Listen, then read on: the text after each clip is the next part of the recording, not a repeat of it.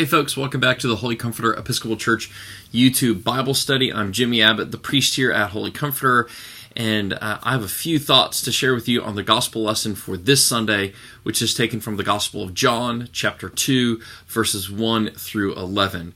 One of my absolute favorite passages, as I have been a priest longer and longer, and as I have been in this journey of discipleship longer and longer, I have come to love the Gospel of John even more deeply.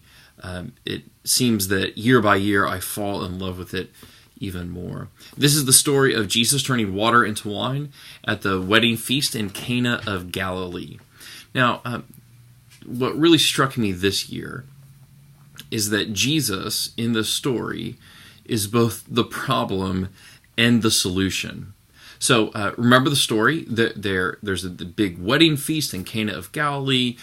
Jesus then is invited, and he shows up with, at that time, 7 of his disciples.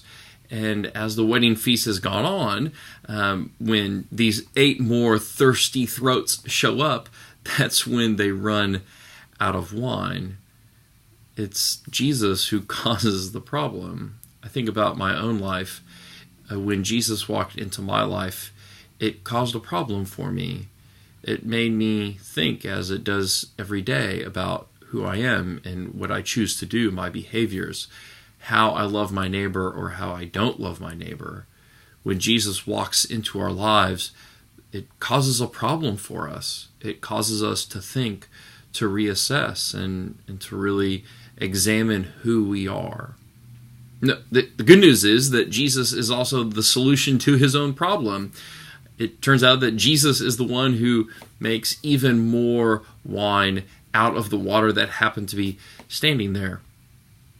I think again about my own life. It's when Jesus walked into my life and I realized that I was so desperately in need of this grace, and that this grace had been given to me so freely that then it started just washing over me. It was this abundance. I mean, look at how much wine Jesus is making. It's like 120 gallons of wine. Holy cow, what kind of party are they having? And that has how God has given to me more than I could ask or imagine. I think that Jesus is both the problem and the solution.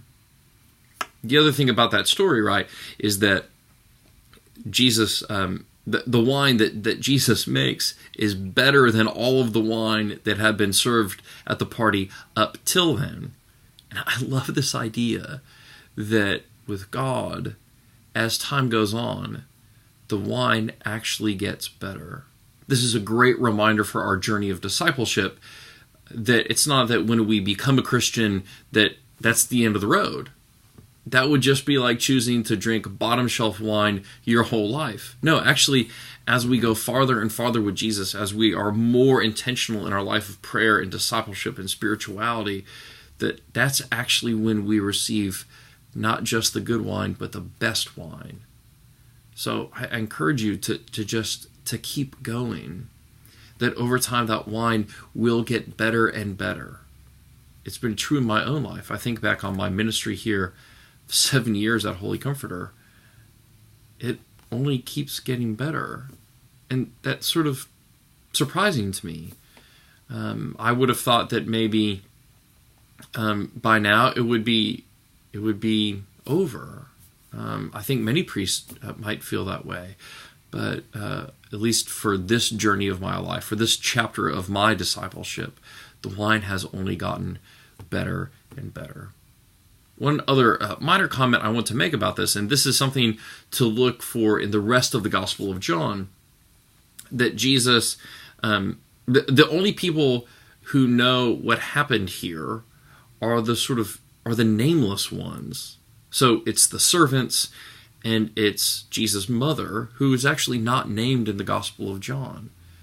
It's this real clever way of the Gospel of John telling us that sometimes the people who get it the most are the ones that we would least expect. Think just ahead, one chapter, Nicodemus comes to Jesus by night. He's a leader of the Jews, very well trained in all this religion and theology, but he doesn't get it.